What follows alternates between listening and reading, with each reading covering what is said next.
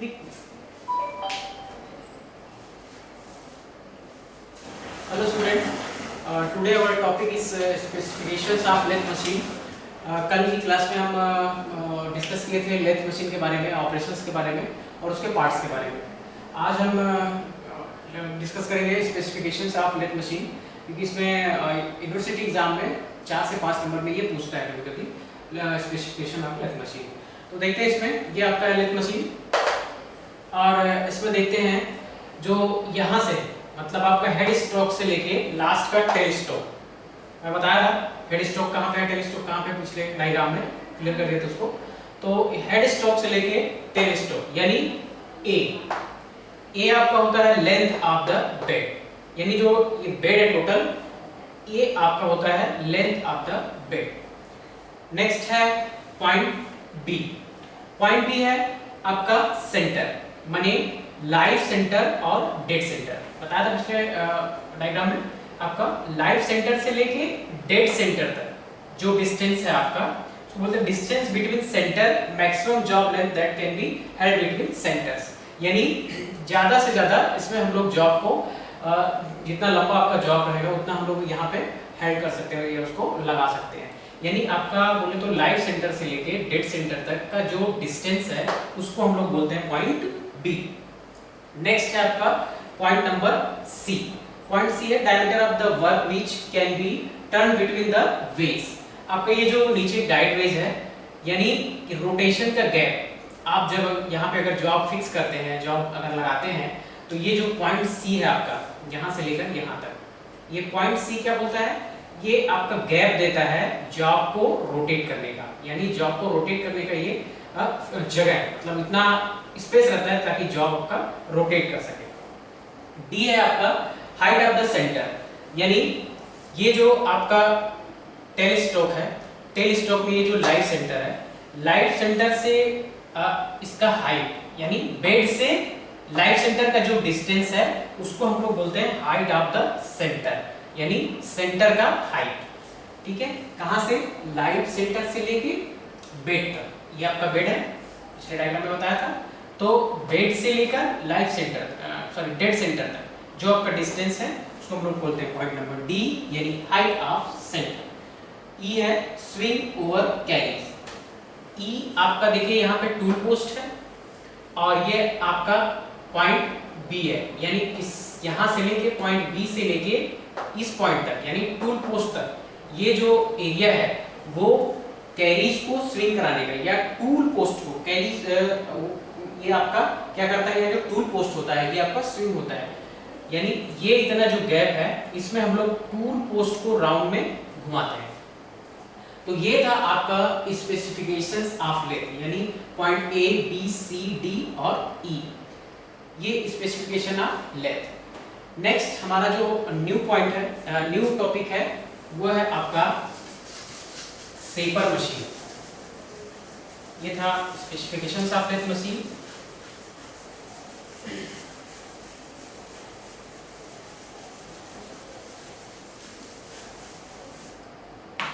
Next point है हमारा shaper machine. Shaper machine यानी किसी भी रेक्टेंगल सेक्शन पे, यदि ध्यान से सुनिएगा, किसी भी रेक्टेंगल सेक्शन पे यदि हमको वर्टिकली, हॉरिजॉन्टली या इंक्लाइंड स्लॉट निकालना हो, तो ये काम हम जिस मशीन पे करते हैं या जिस मशीन पे परफॉर्म करते हैं वो मशीन कहलाता है आपका शेपर मशीन। यानी किसी भी रेक्टेंगल सेक्शन पे यदि हमको इस टाइप से कुछ स्लॉट निकालना है या स्लॉट कटिंग करनी है, ये चाहे आपका हॉरिजॉन्टल हो सकता है, वर्टिकल हो सकता है या इंक्लाइंड हो सकता है। ये वर्क जिस मशीन पे परफॉर्म करते हैं वो मशीन कहलाती है आपकी शेपर मशीन, ना याद रखिएगा। अब हम आते हैं, चलते हैं पार्ट्स ऑफ शेपर मशीन, यानी लेथ मशीन के कौन कौन से भाग होते हैं और उनके क्या क्या काम होते हैं, यानी उसके वर्किंग क्या क्या है, लेथ मशीन के पार्ट्स के वर्किंग क्या क्या है और किस टाइप से ये वर्क करता है। तो शेपर मशीन आपका देखते हैं, जैसा कि नाम से ही क्लियर है, शेपिंग, यानी किसी भी जॉब को या किसी भी वर्क पीस को आपको शेप और साइज देना या उसमें कटिंग करना, स्लॉट निकालना, अब वो चाहे आपका इंक्लाइंड हो, वर्टिकल हो या हॉरिजॉन्टल। तो हम लोग चलते हैं, सबसे पहले इसमें देखते हैं। आपका देखिए यहाँ पे ये है शेपर मशीन। शेपर मशीन में सबसे पहले हम लोग देखते हैं नीचे से बेस। बेस आपका, यानी मैं बता चुका हूँ, बेस पे पूरा जो मशीन रहता है वो डिपेंड करता है। पूरा मशीन किस पे डिपेंड रहता है? बेस पे। यानी बेस आपका पूरी मशीन को होल्ड करके रखता है। और एक चीज और है, जो बेस आपका रहता है वो हमेशा जनरली सामान्य तौर पर कास्ट आयरन का बना रहता है। यानी कास्ट आयरन क्या करता है? जो आपका वाइब्रेशंस है उसको एब्जॉर्ब करता है। यानी कास्ट आयरन हैवी रहता है, अगर मशीन वर्क कर रही है तो स्वाभाविक सी बात है कि उसमें वाइब्रेशन होगा, कुछ ना कुछ कंपन होगा, उसमें वाइब्रेशन होगा। तो काम करने के दौरान या मशीन जब रनिंग कंडीशन में है तो वो अब वाइब्रेशन को एब्जॉर्ब करने के लिए हम लोग बेस में कास्ट आयरन लगाते हैं, या बेस हम लोग जनरली सामान्य तौर पर हमेशा कास्ट आयरन का बनाते हैं। तो ये तो हो गया बेस। अब उसके बाद कॉलम। कॉलम आपका यहाँ से लेकर यहाँ तक ये जो पोर्शन है ये आपका कॉलम है। कॉलम में सारे आपके जो गियर मैकेनिज्म हैं, रैम है और बाकी और भी जो भी फीड मैकेनिज्म है, वो सारी चीजें कॉलम में आपके डिपेंड रहती हैं। और एक तरह से ये जो प्रिंसिपल स्ट्रक्चर है आपका, वो मशीन का प्रिंसिपल स्ट्रक्चर आपका कॉलम। कॉलम के बाद हम आते हैं रैम। रैम एक इंपॉर्टेंट पार्ट है शेपर मशीन का। रैम का काम क्या रहता है कि ये बैकवर्ड टू फॉरवर्ड, बैकवर्ड और फॉरवर्ड मूव करता है। ठीक है, जब फॉरवर्ड जाएगा तो स्लो जाएगा, स्लो कटिंग करेगा, और जब बैकवर्ड आएगा तो क्विक, बहुत जल्दी बहुत फास्ट आता है। इसी को हम लोग बोलते हैं क्विक रिटर्न मैकेनिज्म। अगले उसमें बताऊंगा। पहले हम लोग बस इसका रैम के बारे में समझ लेते हैं कि रैम का वर्किंग कैसे रहता है। तो रैम का वर्किंग मैंने बताया कि जब ये आगे जाएगा यानी फॉरवर्ड होगा तो बहुत स्लो कटिंग करेगा, और जब बैकवर्ड आएगा तो बहुत फास्ट आएगा। इसी को हम लोग क्विक रिटर्न मैकेनिज्म के नाम से भी जानते हैं। इसका जो ये वर्क करने का तरीका है या काम करने का तरीका है रैम का। अब आगे आते हैं हम लोग रैम एडजस्टमेंट। रैम एडजस्टमेंट यहाँ से होता है। रैम का थोड़ा सा एडजस्टमेंट कि कितना आगे जाके कटिंग करना है या कितना पीछे आके कटिंग करना है, तो ये हम लोग यहाँ से रैम एडजस्टमेंट कर लेते हैं। इसके बाद नेक्स्ट है आपका टूल हेड। टूल हेड में ये आपका टूल हेड है और यहाँ पे आपका टूल पोस्ट है। तो ये आपका कटिंग टूल यहाँ पे फिक्स होता है, और यहाँ से अगर ये हैंडल आप घुमाएंगे तो जो ये पूरा क्लैपर बॉक्स का मूवमेंट है ये आपका अप और डाउन होता है। ठीक है, अगर हम इसको एंटी क्लॉकवाइज घुमा रहे हैं तो ये ऊपर जाएगा, और क्लॉकवाइज घुमा रहे हैं तो ये डाउन होगा। यानी जैसे सुविधा के अनुसार या जरूरत के अनुसार हम लोग अगर यहाँ वर्क पीस या टूल को कटिंग कर रहे हैं तो पहले हम एडजस्टमेंट करने से पहले हम लोग इसको पहले ऊपर लेंगे। अब उसके बाद जब हमको फाइनली हम रेडी हो गए, तैयार हो गए कटिंग करने के लिए, क्या करेंगे, टूल हेड को घुमाएंगे और वो क्या धीरे धीरे कटिंग टूल नीचे आएगा। तो ये होता है टूल हेड का काम। Clapper box.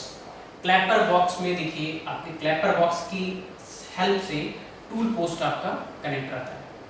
अब टूल पोस्ट क्लैपर बॉक्स का सबसे ज्यादा क्वालिटी क्या होता है कि क्लैपर बॉक्स एक साइड से फ्री रहता है और एक साइड से कटिंग करता है। यानी इसमें क्लैपर बॉक्स का डिजाइन ऐसा रहता है कि जैसे कि आगे जाएगा, आगे मूव हुआ तो कट करेगा, और अगर पीछे आया तो ये फ्री हो जाता है। यानी अगर आगे ये गया तो ये कटिंग करेगा, और पीछे गया तो ये थोड़ा सा इस टाइप से हो जाएगा, उठ जाएगा। यानी पीछे के डायरेक्शन में अगर जब रैम गया तो ये कटिंग नहीं करेगा, यानी पीछे के डायरेक्शन में फ्री रहता है। तो ये किसका रहता है एडजस्टमेंट? क्लैपर बॉक्स का। अब ये आपका टूल पोस्ट जहाँ पे आपका कटिंग टूल फिक्स होता है। कटिंग टूल हमेशा आपका मैं बता चुका हूँ बार-बार, हाई स्पीड स्टील HSS का रहता है। कोई भी कटिंग टूल मशीनों का आपका HSS का बना रहता है, हाई स्पीड स्टील। नेक्स्ट है आपका मशीन वाइज। मशीन वाइज या बेंच वाइज का काम क्या रहता है कि ये आपका टूल को, कटिंग टूल को होल्ड करके रखता है। यानी एक तरह से टूल होल्डिंग या वर्क पीस होल्डिंग डिवाइस है आपका मशीन वाइज या बेंच वाइज। ये सेम रहता है। जब ये बेंच में फिक्स रहता है तो उसको बेंच वाइज बोलते हैं, और यही जब मशीनों पे फिक्स हो जाता है तो उसको मशीन वाइज बोलते हैं। ये है आपका वर्क टेबल। वर्क टेबल पे आपका फिक्स रहता है मशीन वाइज इस पे हम लोग जहाँ पे टूल को होल्ड करते हैं, और ये अब आपका वर्क टेबल पे ही आपका मशीन वाइज होल्ड करता है।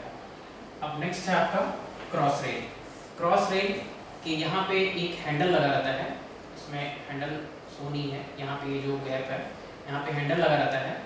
इस हैंडल से हम लोग अगर मूव करेंगे तो ये जो वर्क टेबल का एडजस्टमेंट है, वर्क टेबल का एडजस्टमेंट मतलब इसको आगे पीछे कर सकते हैं हम लोग। यहाँ क्रॉस रेल को अगर हम घुमा रहे हैं तो ये वर्क टेबल का ये इसका प्लेटफॉर्म बना रहता है। तो ये जैसे ही क्रॉस रेल को हम लोग मूव कराएंगे, घुमाएंगे, तो ये आगे पीछे मूव करता है। तो ये था आपका क्रॉस रेल। तो ये थे डिफरेंट टाइप्स के पार्ट्स शेपर मशीन के। तो उसमें पहला आपका बेस के बारे में बता चुका, column, RAM adjustment, tool head, Clapper box, tool post, machine wise, work table और क्रॉस रेल। तो ये थे आपके different parts of shaper machine के। आगे के लेक्चर में हम लोग डिस्कस करेंगे ऑपरेशंस ऑफ शेपर मशीन, यानी शेपर मशीन के कौन कौन से काम होते हैं, उसमें कौन कौन सा वर्क को हम लोग परफॉर्म करते हैं, कौन कौन से ऑपरेशंस को परफॉर्म करते हैं। ये आपका नेक्स्ट लेक्चर में